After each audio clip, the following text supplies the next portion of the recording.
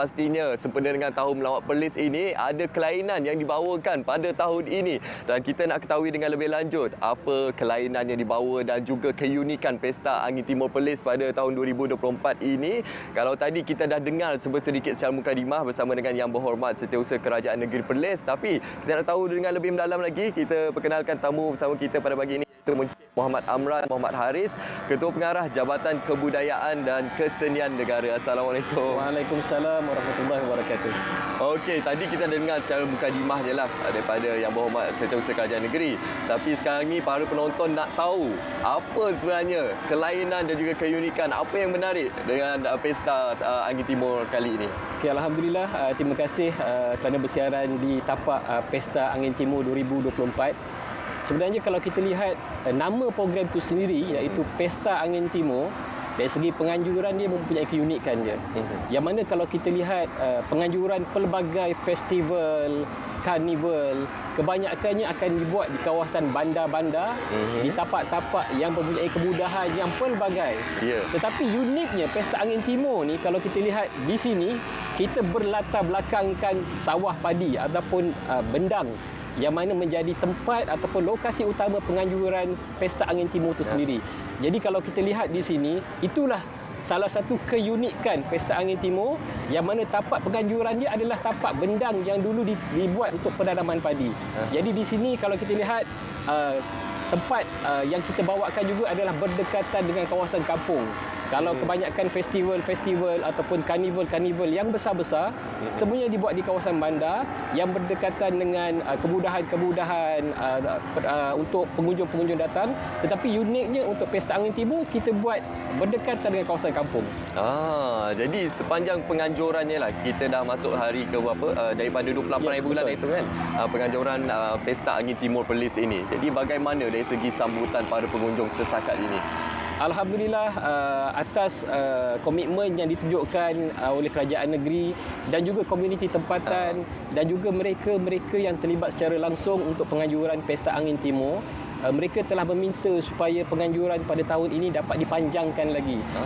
Kalau penganjuran Pesta Angin Timur sebelum ini, memang kita akan buat pada hari Jumaat, Sabtu dan juga Ahad. Tetapi disebabkan sambutan yang diterima sangat-sangat menggalakkan, kita extend lagi ataupun kita tambah hari lagi pada 28 dan 29 Februari bagi membolehkan mereka-mereka yang terlibat di dalam penganjuran Pesta Angin Timur mendapat satu tempoh masa yang bersesuaian supaya mereka dapat mengadakan pelbagai aktiviti, jualan-jualan, pertandingan-pertandingan dan masyarakat setempat dapat bermanfaat secara langsung dengan penambahan hari penganjuran tersebut. Okey, bercakap berkenaan manfaat, pastinya untuk penganjuran Pesta Angin Timur Perlis 2024 ini, kita lihat memperlihatkan keterlibatan dan juga kerjasama daripada pelbagai pihak, agensi kerajaan negeri, dan juga kita lihat bagaimana keterlibatan para usahawan juga. Jadi apa sebenarnya objektif penganjuran ini secara keseluruhannya? Sebenarnya penganjuran Pesta Angin Timur di peringkat awal adalah untuk mengangkat kesenian tradisi negeri Perlis itu sendiri. Jadi dengan adanya platform Pesta Angin Timur, kita berusaha untuk mengangkat seni budaya yang ada di negeri Perlis dalam satu pesta.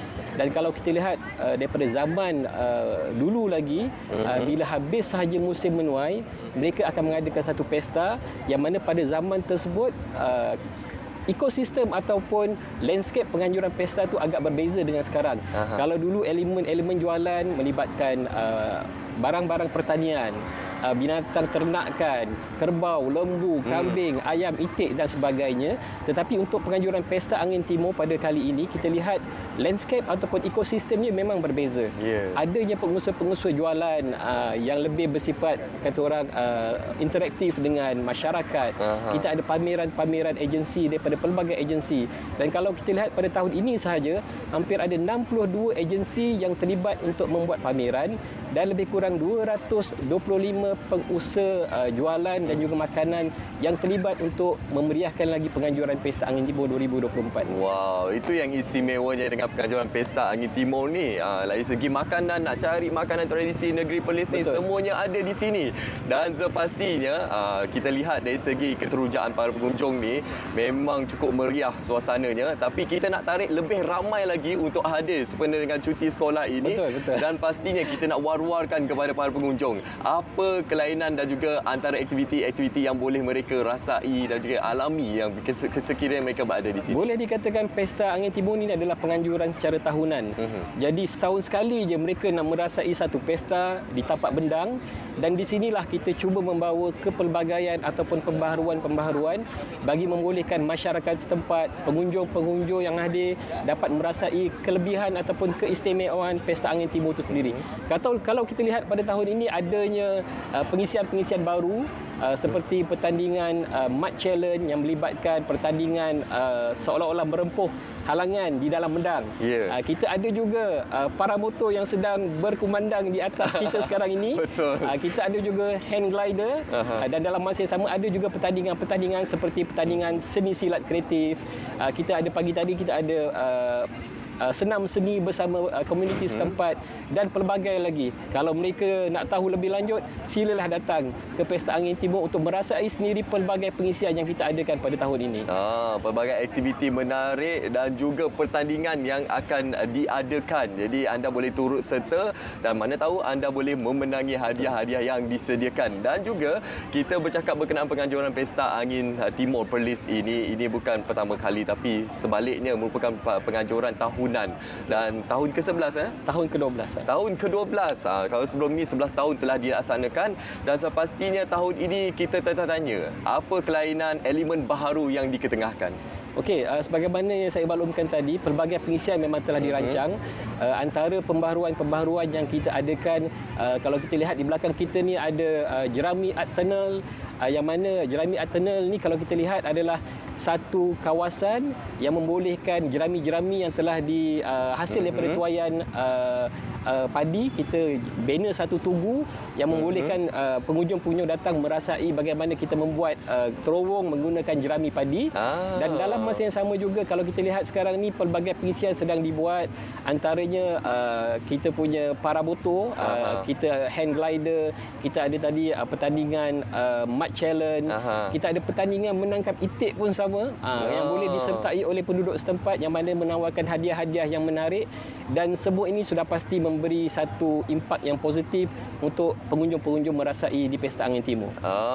Seperti yang dinyatakan tadi, inilah dia terowong jerami ataupun jerami Art Tunnel yang belakang kita ni, yang merupakan salah satu tarikan utama di Pesta Angin Timur ini.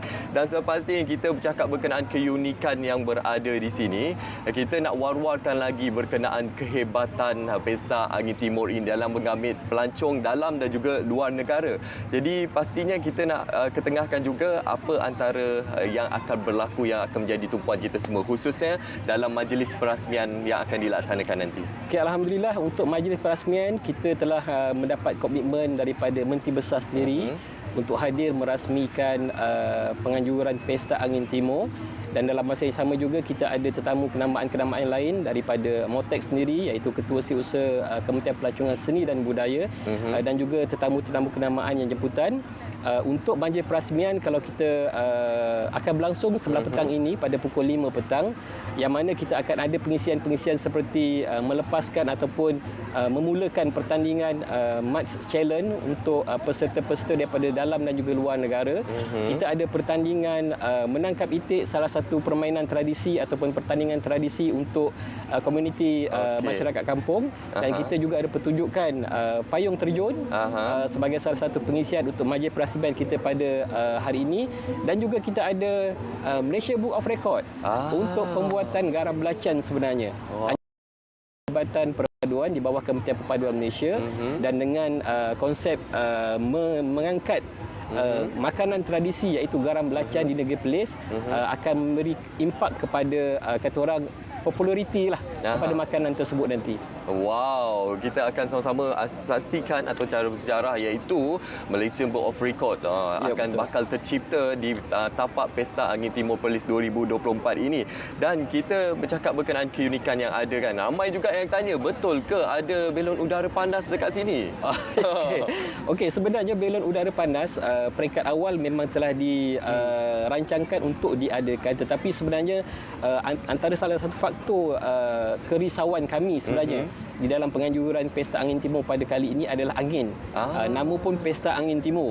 Jadi kalau kita lihat ada risiko-risiko tertentu lah. Memang hasrat kami untuk membawa belon udara panas kepada penduduk setempat dan juga pengunjung-pengunjung yang hadir ke dalam Pesta Angin Timur. Tetapi kalau kita lihat sehari dua ini masih belum dapat diadakan lagi pertunjukan belon udara panas disebabkan faktor angin dan juga cuaca. Jadi dia agak sensitif dengan angin. Jadi kita pun cuba mengelakkan berlakunya risiko-risiko kemalangan. Dan insya-Allah kalau dapat waktu yang tepat, kita cuba adakan juga pesta untuk belon udara panas kepada pengunjung-pengunjung yang hadir nanti. Okey, insya-Allah sama-sama kita doakan semoga ini berjalan dengan lancar nanti. Alhamdulillah. Dan sepastinya ramai yang tertarik ni, ramai yang nak datang ke Perlis hari ini dan juga esok, lagi-lagi musim cuti sekolah ini, lagi-lagi dengan penganjuran Pesta Angin Timur Perlis ini. Dan bagaimana para pengunjung boleh mengetahui maklumat-maklumat lanjut berkenaan Pesta Angin Timur ini. Dan ramai tak tahu sebenarnya Pesta Angin Timur ni diadakan dari pagi sampai ke sebelah malam. Betul, betul. Ya, dari segi penganjuran ataupun maklumat yang boleh didapati oleh mereka-mereka yang berada di luar sana untuk datang menyaksikan kemeriahan Pesta Angin Timur, boleh melayari laman web JKKN. Dan dalam masa yang sama juga kami mengalu-alukan untuk semua pengunjung datang pada 1 hingga 3 hari bulan, yang mana Pesta Angin Timur ini berlangsung daripada pukul 8 pagi hingga 11 malam. Dan pada hari ini 2 hari bulan akan adanya kenduri rakyat yang kita berikan kepada pengunjung-pengunjung yang hadir. Hampir 3,000 pack makanan kita sediakan kepada pengunjung yang hadir pada hari ini. Dan pada sebelah esok juga akan ada lagi kenduri rakyat yang ditaja oleh ahli parlimen dan juga don-don yang ada di sekitar negeri Perlis ni untuk sama-sama mengadakan kenduri rakyat. Jadi itu salah satu sebahagian daripada usaha yang dibuat oleh kerajaan negeri dan juga pihak penganjur untuk mendekatkan lagi, menghidupkan suasana semangat kerjasama di kalangan komuniti untuk memberikan makanan percuma kepada pengunjung-pengunjung yang hadir sempena Pesta Angin Timur. Okey, jadi itu antara pengisian yang menarik yang dibawakan kepada anda semua sekiranya anda hadir di Pesta Angin Timur Perlis 2024 ini. Jadi bawa kawan anda, sahabat andai anda, ahli keluarga anda untuk sama-sama kita memeriahkan pesta yang sangat istimewa bagi orang Perlis ini. Jadi terima kasih kita ucapkan kepada Encik Muhammad Amran Muhammad Haris yang merupakan Ketua Pengarah Jabatan Kebudayaan dan Kesenian Negara.